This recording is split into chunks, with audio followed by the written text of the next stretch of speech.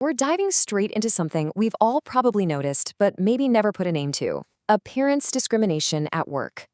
Drawing from a really fascinating legal and ethical study by researchers Cavico, Muffler, and Mujtaba, we are unpacking a phenomenon that affects almost everyone, yet operates in this massive legal gray area. Here is the roadmap for today. First, we'll look at the rise of Lookism. Then, we'll ask, is this actually legal? After that, we'll weigh the ethics of appearance, and finally, look at how to navigate these realities in the modern workplace. Let's get into it. All right, part 1, the rise of Lookism, society's obsession with beauty. So, we all know our culture is absolutely obsessed with physical beauty, right? It's literally everywhere. But here is the million-dollar question for today.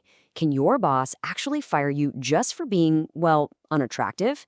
Can a business just decide you don't fit their aesthetic and show you the door? To really unpack this, we need to talk about Lookism. Basically, it's the cultural label for workplace bias that rewards the pretty and punishes the plain. Think of it as an invisible resume. It's this completely unspoken factor that secretly drives hiring, firing, and promotions across the board. And the financial impact? Honestly, it's mind-blowing. According to a University of Texas economist from our source study, attractive American workers pocket an average of $230,000 more over their careers than their plain-looking peers. Let that sink in. That is nearly $250,000 gap, purely based on genetics. So why does this happen? It boils down to a psychological quirk called the halo effect. Essentially, if someone is good-looking, our brains take a massive shortcut and automatically assume they're also honest, smart, and super competent.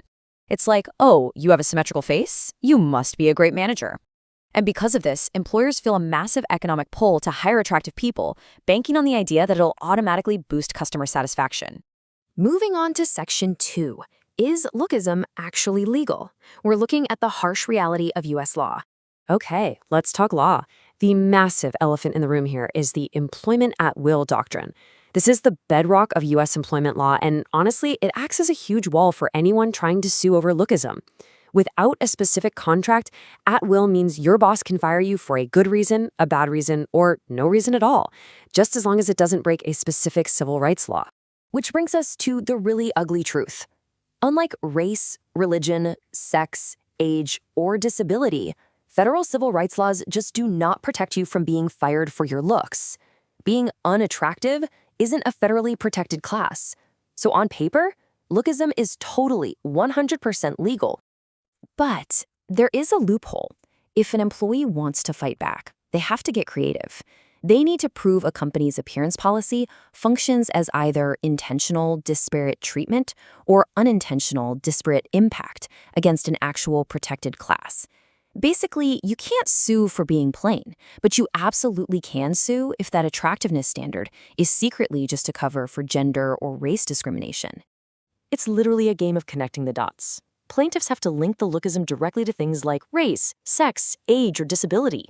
Say a brand wants an all-American look, but in practice that just means young and white. Well, that's race and age discrimination. Or if women are forced to wear heavy makeup to look professional but men aren't, that's sex discrimination. Even weight only triggers the Americans with Disabilities Act if it's severe morbid obesity, not just everyday deviations. Now, employers aren't completely defenseless here. They can claim a bona fide occupational qualification, or BFOQ, saying a certain look is an absolute business necessity. But courts are notoriously strict about this. They routinely strike down arguments relying just on female sex appeal, or the excuse that our customers prefer pretty people. Customer preference simply does not give you a free pass to bypass civil rights laws.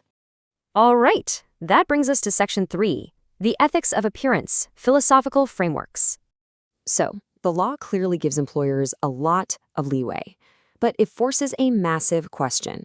Just because you can legally fire someone for how they look, does that mean you should? Is it actually an ethical way to run a business? If we run this through classic Western philosophy, the answers are kind of wild.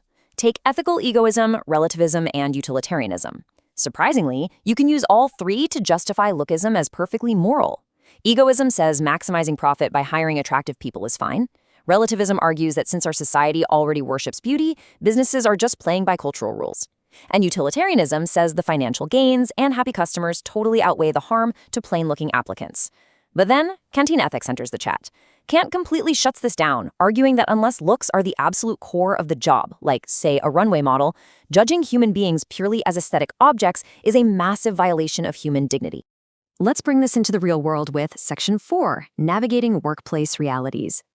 Since the federal government isn't stepping in, some local jurisdictions are basically acting as civil rights laboratories. For instance, Michigan is out there explicitly banning height and weight discrimination.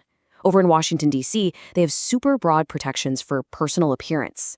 And cities like Santa Cruz and Madison even have local ordinances stopping employers from firing people just because they don't fit some subjective visual mold.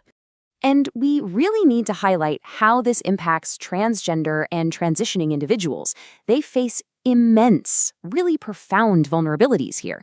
Because broad appearance isn't federally protected, these workers often only find legal cover if their legal team can connect the bias right back to Title VII's sex stereotyping.